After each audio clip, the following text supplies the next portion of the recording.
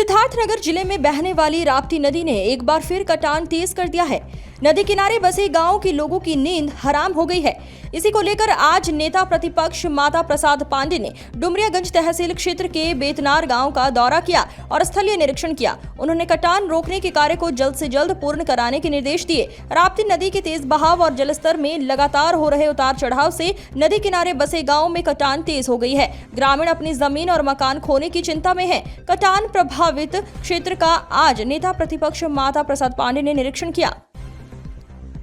नदी का जलस्तर तेजी से नीचे जा रहा है, जिससे कटान बढ़ रही है। हमारी टीम लगातार कटान को रोकने का काम कर रही है और अब तक लगभग 80% कटान को रोका जा चुका है। कटान रोकने के लिए लगातार काम किया जा रहा है। नदी का जलस्तर बढ़ता घटता रहता है और ये धारा पर निर्भर करता है कि नदी कितनी कटान करेगी। भविष्य में इस पर स्थायी प्रोजेक्ट बनाने का काम किया जाएगा।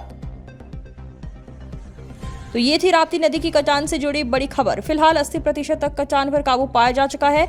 लोगों की चिंता अब भी बरकरार है। क्या नाम है आपका? अमित कुमार मल। इंजीनियर साहब, यहाँ कटान हो रही है, पैसे बहुत पहले आ चुके हैं, काम इतना स्लो हो रहा है, क्या वजह है? नहीं, देखिए, काम स्लो नहीं है, क्योंकि नदी का पानी क्रमशः नीचे जा रहा है। तो जो मटेरियल हम लोग डाल रहे हैं उसको मटेरियल को वो नदी का बिहेवियर होता है कि उसको नीचे अपनी तरफ खींच करके ले जाती है।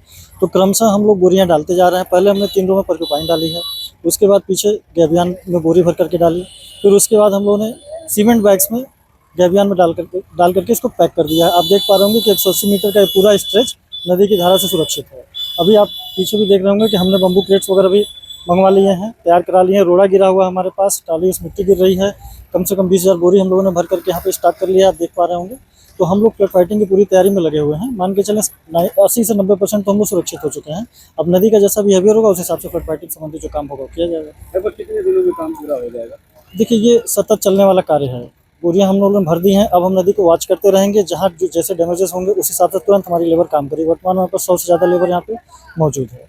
कितने प्रतिशत लगभग काम हो चुका है? देखिए, अभी वर्तमान में कटान को हम लोगों ने पूरी तरीके से रोक रखा है। कटान को तो मान के चले 100% कटान नहीं हो रही है, लेकिन जैसे नदी का पानी फ्लक्चुएट करेगा, ऊपर नीचे होगा, कटान होगी और तुरंत हम लोग फिर उसमें सारी व्यवस्था हम लोगों ने की हुई है, हम उसमें उसे कंट्रोल कर लेंगे। क्या बजट क्या है इसका जो कार्य हो रहा है? देखिए, आकस्मिक कार्य होता है तो इसमें बजट कुछ पूर्व निर्धारित नहीं होता है।